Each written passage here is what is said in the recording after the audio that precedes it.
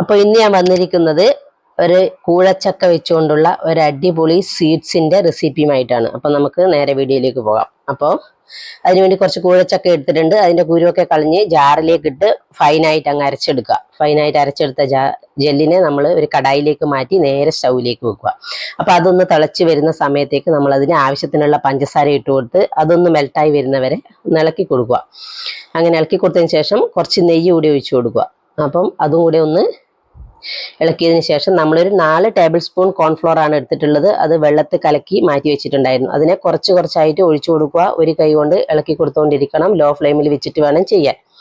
അപ്പം അതിനെ നന്നായിട്ടൊന്ന് വഴറ്റിയെടുത്ത് ഒരു ജെൽ പരുവത്തിലാകുന്നവരെ നമ്മളതിനെ ഒന്ന് കുറുക്കിയെടുക്കണം. അങ്ങനെ കുറുകി വരുന്ന ഒരു സമയത്തേക്ക് കുറച്ച് ഏലക്കാപ്പൊടി ഇടുക, ഒരു നുള്ളു ഉപ്പിടുക, എന്നിട്ട് ഒന്നുകൂടി ഒന്ന് വഴറ്റിയെടുക്കുക. അപ്പം ഈ ഒരു പാകമാകുന്ന സമയം വരെ നമ്മൾ അതിനെ വഴറ്റിക്കൊണ്ടേയിരിക്കണം. അപ്പം അതിനുശേഷം നമ്മൾ ഒരു പാത്രം എടുക്കുക. അതിൻ്റെ അടിയിൽ കുറച്ച് നെയ്യ് ഒന്ന് തടവി കൊടുക്കണം. അങ്ങനെ ആ നെയ്യ് തടവിയതിന് ശേഷം ആ പാത്രത്തിലേക്ക് നമ്മൾ ഈ ജെല്ലിനെ മാറ്റി കൊടുക്കണം. അങ്ങനെ മാറ്റിയതിന് ശേഷം അതിനെ നല്ല തട്ടി ലെവൽ ചെയ്തതിന് ശേഷം നമുക്ക് ഒരു 2 മണിക്കൂർ റൂം ടെമ്പറേച്ചറിൽ വെക്കുക.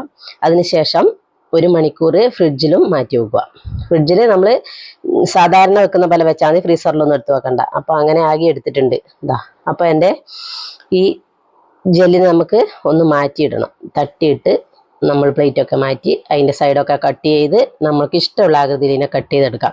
അപ്പോൾ ഞാൻ ഇതിനെ ഒരു സ്ക്വയർ ആയിട്ട് കട്ട് ചെയ്തെടുക്കുന്നുണ്ട്. അതിന് ശേഷം നമുക്ക് എന്താ വേണ്ടതെന്ന് വെച്ചാൽ ഇതിന് 2 ബ്രെഡ് വേണം. 2 പീസ് ബ്രെഡ് ജാറിലിട്ട് ഒന്ന് കറക്കിയെടുക്കണം. നന്നായിട്ട് പൊടിയരുത്. അങ്ങനെ കറക്കി എടുത്തിട്ടുണ്ട്. അതിനെ നമ്മൾ ഈ സ്ക്വയർ കട്ട് ചെയ്ത് വെച്ച സ്ക്വയറിനെ അതിലേക്ക് മുക്കി ഒരു പ്ലേറ്റിലേക്ക് മാറ്റാം. അപ്പം നല്ലൊരു സ്വീറ്റ്സ് ആണ്. അപ്പോൾ ഇന്നത്തെ എൻ്റെ ഈ വീഡിയോ ഇഷ്ടപ്പെട്ടാൽ ലൈക്ക്, ഷെയർ, സബ്സ്ക്രൈബ് ചെയ്യാത്തവരുണ്ടെങ്കിൽ ഒന്ന് ചെയ്തേക്കണേ. അപ്പോൾ അടുത്ത വീഡിയോ ആയി വരുന്നവരേക്കും ഗുഡ് ബൈ.